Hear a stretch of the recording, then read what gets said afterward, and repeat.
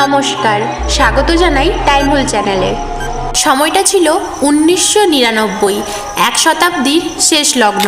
পৃথিবী যখন নতুন সহস্রাব্দকে স্বাগত জানানোর প্রস্তুতি নিচ্ছে, আমাদের প্রিয় কলকাতা তখন দাঁড়িয়ে এক অদ্ভুত সন্ধিক্ষণে। একদিকে ঐতিহ্য আর অতীত, অন্যদিকে এক নতুন ভবিষ্যতের হাতছানি। কেমন ছিল সেই বছরটা?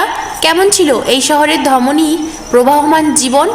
চলুন আজ ফিরে যাই সেই স্মৃতিমাখা দিনগুলিতে, যখন মোবাইল ফোন হাতে গোনা, ইন্টারনেট কেবল আসা শুরু করেছে, আর শহরের বুকে রিকশার টুংটাং আওয়াজে ছিল প্রধান সুর।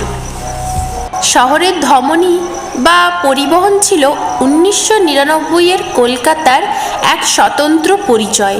হলুদ ট্যাক্সি, যা আজও শহরের প্রতীক, তখন ছিল রাস্তার রাজা। তবে তার সাথে পাল্লা দিত কলকাতার মেট্রো, ভারতের প্রথম পাতাল রেল, যা ছিল শহরের গর্ব। আর ছিল সেই ঐতিহ্যের ট্রাম, ধীর গতিতে হলেও তা ছিল কলকাতার মেজাজ। হাতে টানা রিক্সা তখনও ছিল বহু গলি ও ছোট রাস্তার প্রধান ভরসা। কলকাতার গতি তখন আজকের মতো দ্রুত ছিল না, বরং ছিল এক শান্ত ছন্দবদ্ধ প্রবাহ। সংস্কৃতির প্রাণকেন্দ্র কলকাতা তখনও ছিল তার স্বমহিমায় ভাস্কর। কলেজ স্ট্রিট ছিল জ্ঞান ও আবেগের মিলনস্থল। অন্যদিকে সাংস্কৃতিক অঙ্গনে তখন নতুন ঢেউ এনেছে বাংলা ব্যান্ড। ভূমি, ক্যাকটাস, ফসিলসের মতো ব্যান্ডগুলো তখন তরুণদের হার্টথ্রব। কফি হাউসের আড্ডা, নন্দনের সামনে চলচ্চিত্র নিয়ে তর্ক, অথবা পাড়ার মোড়ে সদ্য বের হওয়া গানের ক্যাসেটের দোকানে ভিড়, এই ছিল বিনোদনের চিত্র। মোবাইল বা ইন্টারনেটে নয়, তখন আড্ডা এবং সরাসরি মানুষের অংশগ্রহণই ছিল প্রধান বিনোদনের মাধ্যম। 1999 সালে কলকাতা তখনও দেশের প্রধান অর্থনৈতিক কেন্দ্রগুলির মধ্যে অন্যতম। তবে পরিবর্তনের হাওয়া শুরু হয়েছে এই বছর থেকেই। সাইবার ক্যাফেগুলো শহরের আনাচে কানাচে মাথা তুলতে শুরু করে। ডায়াল আপ ইন্টারনেট এর ধীরগতির শব্দে নতুন প্রজন্মের পরিচয় ঘটেছে ভার্চুয়াল জগতের সাথে। হাতে হাতে মোবাইল ফোন তখনও আসেনি, কিন্তু পেজার বা ল্যান্ডলাইন ফোনই ছিল যোগাযোগের প্রধান মাধ্যম।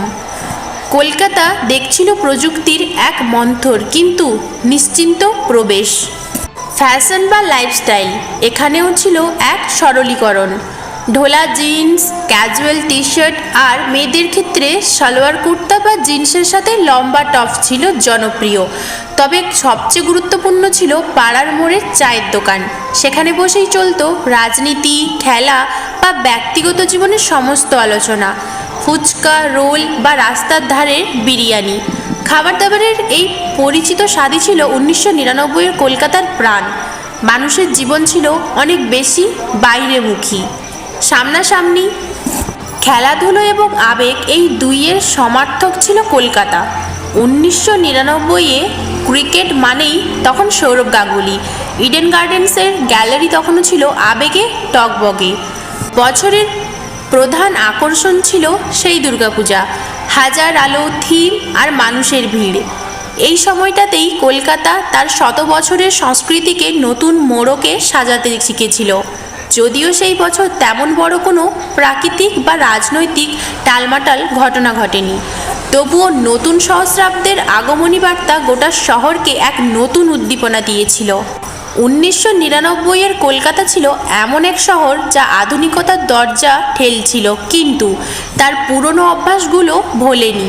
এটি ছিল এমন এক সময় যখন জীবন ছিল ধীর, মানুষের মধ্যে সংযোগ ছিল গভীর।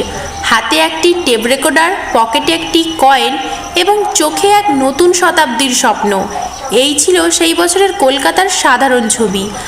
আজ যখন আমাদের হাতে গোটা পৃথিবী, তখন সেই দিনগুলির সরলতা সত্যি খুব মনে পড়ে। এই শহর, এই মানুষ আর এই নস্টালজিয়া, সবটা মিলিয়ে 1999 আজও ইতিহাসের পাতায় এক উজ্জ্বল স্মৃতি।